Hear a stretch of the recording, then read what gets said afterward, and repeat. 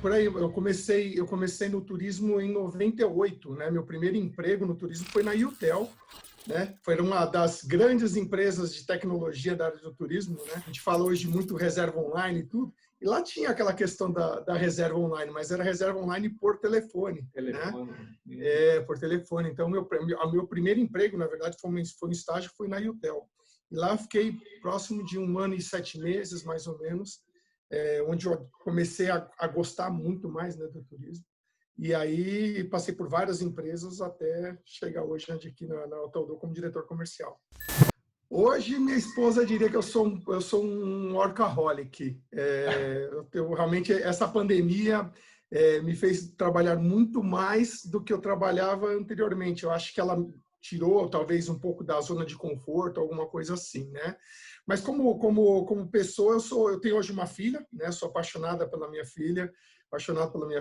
Ela tem 6 anos, a Bárbara. Eu sou muito caseiro, eu gosto muito de estar em casa com a minha esposa, com a minha filha. Gosto muito de ler, eu gosto muito, assim, eu chego a ler quase que um livro por semana, dia, né? E uma coisa que eu gosto muito também é churrasco. Eu chego a fazer, eu chego a fazer 2 a 3 vezes churrasco por semana em casa. Então, às vezes, chego em casa do trabalho, no meio da semana, vou lá, taco o carvão na churrasqueira, taco uma carne lá na churrasqueira e bora fazer churrasco também. Esse é um dos é o meu dia a dia, vamos dizer assim. Sou torcedor do São Paulo, né? Daqui, se é para torcer por algum time, que a gente torça pelo melhor, né? Então, eu quando eu terminei como é que falava colegial na época, né? Que agora eles chamam de segundo grau, não sei como é que é o nome atualmente. Eu fiquei 1 ano sem estudar, pensando exatamente o que eu queria, analisando as profissões e tal. E o turismo foi uma coisa que me chamou a atenção, né? Dizia-se que o turismo era realmente uma profissão A gente tinha aquela ideia de que, bom, fazendo o turismo, eu vou viajar bastante, né? Seguir trabalhando, passei por grandes operadoras de nomes. Então, assim, passei por várias crises no setor turismo, mas que me fizeram hoje crescer e chegar onde eu cheguei, né? Eu sou uma pessoa que se envolve muito desde um processo pequeno a um processo grande, né? Eu tenho uma responsabilidade de pensar macro aqui na empresa, em estratégia e tudo mais para a empresa, mas uma coisa que eu estou sempre, por exemplo, é de olho nas pequenas coisas. Eu aprendi que, né, é no detalhe que você consegue fazer a diferenciação. Eu acho que o grande diferencial que eu tenho em relação a isso é essa proximidade com o dia a dia, né? Eu, por exemplo, uma coisa que eu faço muito é viajar e visitar com os executivos de contas, por exemplo, estar em loco para escutar não só as agências, não recebendo somente feedback deles, seja nos relatórios ou no dia a dia, nas reuniões, no one-to-one que eu tenho, mas também poder fazer essa visita, né, com os nossos clientes, estar lá com eles em loco, e escutar deles realmente quais são as necessidades, como é que eles veem o mercado e daí ter um embasamento para que a gente possa tomar melhor as decisões. Eu acho que esse é o grande diferencial que eu tenho. Realmente foi, acho que a palavra que está sendo utilizada muito por aí, foi um ano desafiador, né? A minha primeira preocupação foi manter a equipe não tranquila, mas que eu pudesse dar para ela uma base de segurança, né? Normalmente reunião a cada 15 dias com a equipe, né? Porque geralmente eu estava viajando, estava em loco com eles, então passamos a fazer reuniões todos os dias. E aí, nesse processo de reunião, a gente sempre buscava trazer coisas positivas, saber como cada um, né, poder dizer como se sentia, como estava. E a partir desse momento a gente foi criando novas técnicas, né, de metodologias para atender esses clientes. Então, foi um processo realmente bem difícil, mas que nos permitiu também crescer. 70% do que nós vendíamos era internacional. Hoje é o contrário, hoje 70% é nacional. Né? Dar para subsídios ou dar coisas para que fossem feitas nesse período de pandemia, para eles ocuparem a cabeça. Né? E a gente teve bons resultados em relação a isso. Né? A Hoteldo, quando ela foi criada lá em 2000, né? E eu entrei na empresa em 2003. Imagina se, por exemplo, nós visitarmos, qual que era a ideia do trabalho da Hotel Do? Era vender produtos turísticos de forma online, né? Só que você pensar, hoje, vender turismo de forma online, perfeito, você tem todas as ferramentas, hoje está muito fácil, a internet está aí. Mas pensa em 2003, quando você visitava uma agência que malemar tinha um computador na agência e quando tinha internet era uma internet de escada. Então, nós tivemos que... E isso, né, pensando em outros países que já estavam com uma tecnologia mais avançada e tal. Então, desde o princípio, nós tivemos que pensar no Hotel Do para o mercado brasileiro. Né? Por mais que nós tenhamos países, né, com culturas diferentes, esse foi um grande desafio, manter a Hotel Do, né, focado no mercado brasileiro, com a cultura brasileira. Então, realmente, nós temos hoje uma plataforma que equivale para todos os países, mas que tem suas particularidades voltadas para o mercado brasileiro. E, principalmente, a área comercial e atendimento voltado para o mercado brasileiro. Porque você imagina, você tem uma centralização num lugar e cada país tem a sua necessidade. Né? Mas eu acho que a empresa ela conseguiu, ao longo dos anos, incorporar isso e passar a enxergar cada país como uma célula de negócio diferente.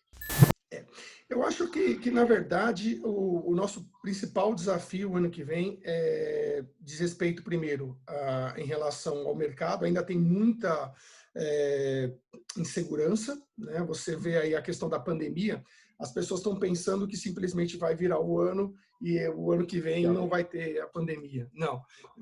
Porém, eu vejo que vai ser um ano de grandes oportunidades. Por quê? Nós estamos falando de um ano, esse ano de 2020, com muita demanda reprimida. As pessoas realmente elas cansaram de ficar em casa, né? O grande X da questão é entender como é que vai ser esse novo turismo, né? A gente já vê, por exemplo, companhias aéreas flexibilizando as alterações, os hotéis permitindo, mas também flexibilização nas alterações. Eu acho que nós vamos ter um grande aumento de preço para o ano que vem. Eu acho que a tecnologia, sinceramente, ela vai ter um papel fundamental, tá? Fundamental no próximo ano, né?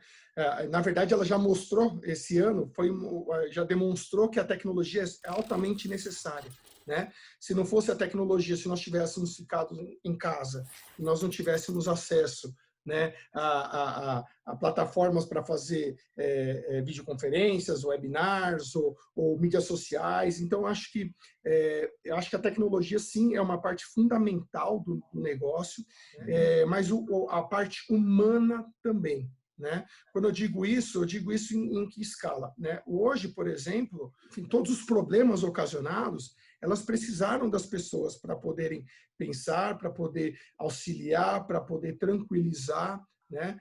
Eu vejo o quanto, por exemplo, a minha equipe, falando especificamente daqui, foi importante nesse processo, em dois lados importantes aí, mas, enfim, eu acho que nas duas pontas, a tecnologia vai ser importante e ela tende a melhorar e avançar cada vez mais, mas o fator humano primordial para todas as empresas.